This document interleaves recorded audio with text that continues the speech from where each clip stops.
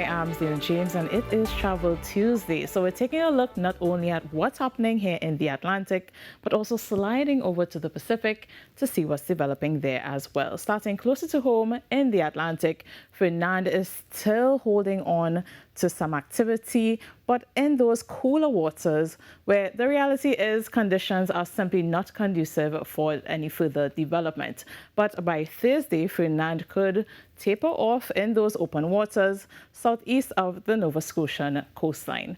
Shifting south to the waters between Africa and the Caribbean islands, today we saw scattered showers and some thunderstorm activity interrupting most of the sunshine.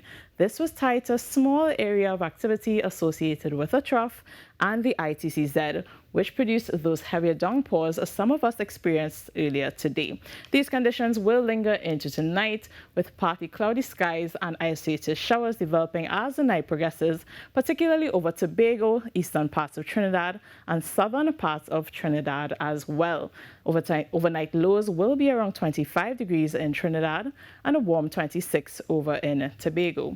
Now heading into Wednesday, we are looking at a mix of sunshine and partly cloudy periods with a medium chance of thunderstorm activity developing close to the afternoon with highs reaching around a warm 33 degrees here at home. But for Tobago, the day should start with some sunshine, but skies will gradually turn cloudy with a few passing showers. Now, much of this cloud cover will be higher level clouds, so we're not expecting significant rainfall there, but Tobago's high will be around 32 degrees. Looking a little further ahead, there is a tropical wave in the eastern Atlantic just off the Cabo Verde Islands. Combined with the ITCZ,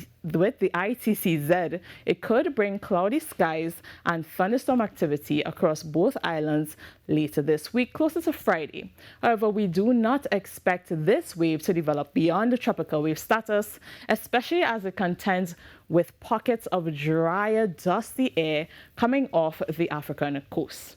Now turning to the seas, models are showing long period northerly swells generated from systems up north, making their way into the Caribbean. The energy from those systems are making their way into the Caribbean. For exposed coastal areas, particularly in Tobago, these swells could make conditions choppy at times, with sheltered areas seeing waves up to 1.5 meters, but Trinidad being less exposed should see calmer sheltered areas near 0.5 meters, but with that occasional chop at times.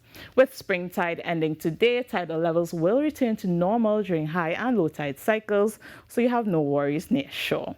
And before we wrap up, over in the eastern Pacific, Tropical Storm Juliet is churning well off the western coast of Mexico, and it is expected to continue moving northwest while strengthening just slightly, reaching hurricane status. Fortunately, no direct land impacts are expected over there. And remember, this is in the Pacific, so it poses absolutely no threat to our islands. That's all for your Travel Tuesday forecast. I am Zena James. Have a safe and enjoyable evening ahead.